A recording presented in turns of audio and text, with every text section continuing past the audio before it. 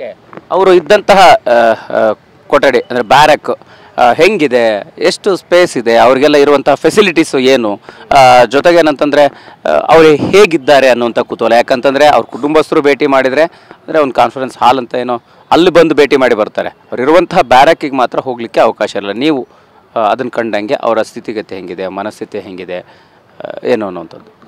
Sir, ಯಾರೇ ಅವ್ರನ್ನ ಭೇಟಿ ಮಾಡೋಕೆ ಬಂದ್ರೂ ಅವ್ರನ್ನ ಕರ್ಕೊಂಡು ಬಂದು ಇವ್ರ ಹತ್ರ ಭೇಟಿ ಮಾಡಿಸ್ತಾರೆ ಹೊರತು ಇವ್ರನ್ನ ಕರ್ಕೊಂಡೋಗಿ ಅವ್ರ ಹತ್ರ ಭೇಟಿ ಮಾಡಿಸೋ ಅವಕಾಶ ಆಗ ಜೈಲ್ ಮ್ಯಾನ್ಯುವಲ್ ಎಲ್ಲಿಲ್ಲ, ಅದಿಲ್ಲ ಅದು. ಸರ್, ಅವ್ರಿಗೆ ಒಂದು 12x8 ಅಲ್ಲ 8x12 ಒಂದು ಜಾಗ, ಅದು ಆ ಜಾಗದಲ್ಲಿ ಒಂದು ರೂಮ್ ಅವ್ರಿಗೆ, ಆ ರೂಮ್ ಕೊಟ್ಟಿದ್ದಾರೆ. ಅದನ್ನು ಆ ಜೈಲ್ ಭಾಷೆಯಲ್ಲಿ ಅವ್ರಿಗೆ VIP ಸೆಲ್ ಅಂತ ಒಂದು ಹೆಸರಿಟ್ಟಿದೆ, ಹೆಸರು ಅಷ್ಟೇ ಸರ್. ಅದು VIP ಟ್ರೀಟ್ಮೆಂಟ್ ಏನಿಲ್ಲ, ಎಷ್ಟು ಅದು VIP ಸೆಲ್ ಅಂತ ಹೇಳ್ತಾರೆ ಅಷ್ಟೇ. ಅದು ಅವರು ತುಂಬ ನನಗನ್ನಿಸಿದ್ದು ತುಂಬ ಒಳ್ಳೆಯ ವ್ಯಕ್ತಿ ಅಂತ ಅನಿಸಿತು. ನನ್ನನ್ನು ತುಂಬ ಪ್ರೀತಿಯಿಂದ ಬರಮಾಡಿಕೊಂಡ್ರು, ಪ್ರೀತಿಯಿಂದ ಮಾತಾಡಿದರು.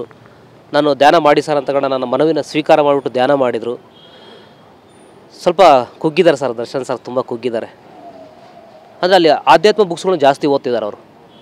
ಆಧ್ಯಾತ್ಮಕ್ಕೆ ಸಂಬಂಧಪಟ್ಟ ಬುಕ್ಸ್ಗಳು ಕಲೆಕ್ಷನ್ ನೋಡಿದೆ ನಾನಲ್ಲಿ. ಆಧ್ಯಾತ್ಮ ಬುಕ್ಸ್ಗಳನ್ನ ಜಾಸ್ತಿ ಓದ್ತಾ ಇದ್ದಾರೆ ಅವರು. ಎಸ್, ಅವರ ರೂಮಲ್ಲಿ ಕೂಡ ನೋಡಿದ್ರಿ ಅಂತ ಹೇಳಿದ್ರಿ. TV ಇದೆಯಾ? ಸೊ ಅವ್ರಿಗೆ ಇರುವಂತಹ ಫೆಸಿಲಿಟಿ ಜೊತೆಗೆ ಬುಕ್ಸ್ ಬಗ್ಗೆ ಕೂಡ ಮಾತನಾಡಿದ್ರಿ. ಅವ್ರ ಸ್ನೇಹಿತರು ಕೂಡ ಹೋದಾಗ ಒಂದೆರಡು ಬುಕ್ ಎಲ್ಲ ಕೊಟ್ಟು ಬಂದಿದ್ದಾರೆ. ಅಂದರೆ ಯಾವ ಥರದ್ದಾದ ಪುಸ್ತಕಗಳನ್ನು ಜಾಸ್ತಿ ಓದ್ತಾ ಇದ್ದಾರೆ, ಏನಾದರೂ ಮಾತನಾಡಿದ್ರಾ ಹೇಗೆ ಅಂತ? ಸರ್, ನಾನು ನೋಡಿದ್ದು ಯೋಗಿಯ ಆತ್ಮಕಥೆ ಅಂತ ಒಂದು ಬುಕ್ಸ್ ಇತ್ತು ಅಲ್ಲಿ, ಅದನ್ನು ಓದ್ತಾ ಇದ್ದಾರೆ. ಆಮೇಲೆ ವಿವೇಕಾನಂದ ಅವ್ರದ್ದು ಬುಕ್ಸ್ಗಳು, ರಾಮಕೃಷ್ಣ ಪರಮಹಂಸರ ಬುಕ್ಸ್ಗಳು, ಆ ಬುಕ್ಸ್ಗಳು ಆ ಥರ ಇದಾವೆ ಸರ್. ಆ ಥರ ಬುಕ್ಸ್ಗಳೆಲ್ಲ ಓದ್ತಾ ಇದ್ದಾರೆ. ಆಮೇಲೆ ಭಗವದ್ಗೀತೆನೂ ಇದೆ ಅಲ್ಲಿ, ಭಗವದ್ಗೀತೆ, ರಾಮಾಯಣ ಅದನ್ನು ಓದ್ತಾ ಇದ್ದಾರೆ ಡಿ ಬಾಸ್. ಆಮೇಲೆ ಸರ್ ಅಲ್ಲಿ TV ಇದೆ ಸರ್. ಅಂದರೆ TV ಅಂದರೆ ಅವ್ರಿಗೆ ಅಂತೇನು ಸ್ಪೆಷಲ್ ಏನಿಲ್ಲ, ಎಲ್ಲ ಕಾಮನ್ ಆಗಿರೋ ಎಲ್ಲರಿಗೂ TV ಕೊಡ್ತಾರೆ ಅಲ್ಲಿ. ಅದು ಜೈಲ್ ಮ್ಯಾನ್ಯುವಲ್ ಇರೋದೇ ಅದು.